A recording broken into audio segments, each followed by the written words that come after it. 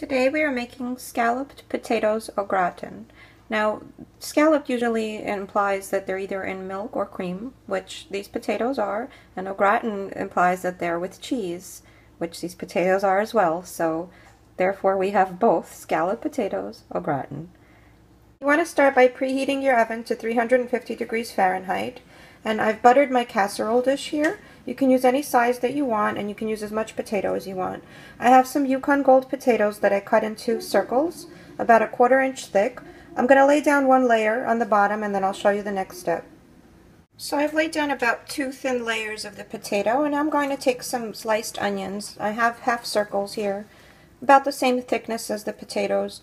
If you don't like onion, you can use less, but I certainly recommend that you use at least some. It gives the dish a lovely flavor. So I'm just going to do a layer of onions, and then I'll show you the next step. Okay, so I've laid my onions, and now I'm going to add some salt and some coarsely ground black pepper and some grated parmesan cheese to taste, and then I'll show you the next step. So now that I have my parmesan cheese and salt and pepper, I'm going to do another layer of potatoes and onions and repeat the same steps again. So you're going to finish with a layer of potatoes, and don't worry about how it looks because in the end it's going to be covered with melted cheese, so you really won't see it. And now I'm just going to cover it with heavy cream. It doesn't have to be completely covered, but I guess up to the top of the potatoes. And then I'm going to put some aluminum foil over the top, seal it tight. I'm going to put it over a cookie sheet just to make sure if there's any spillover that it doesn't go into the oven. And I'm going to bake it for about 45 minutes, and then I'll show you the next step. Okay guys, I just want to share a lesson with you. Whenever you're making something, make sure you read the recipe through at least once before you start. I like to do it several times.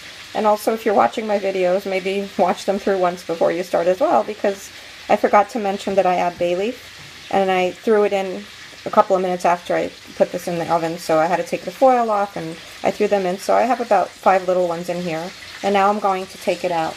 And the potatoes took way longer than 45 minutes, about an hour and a half probably, but all you do is lift up the foil and kind of prick them with a knife and see if they're getting soft. And when they're almost done, mine are pretty much done, but when they're almost done, you can take them out, and I'm just going to spread some shredded mozzarella cheese on top, as much or as little as you like. And then I'm going to put it back in the oven until the cheese melts and gets nice and golden brown. If you want to do it quickly, you could throw it under the broiler, but not in a Pyrex, because they don't recommend that you use the glass Pyrex under the broiler. So I'm just going to put it back in at 350 and wait until it turns nice and bubbly and golden brown.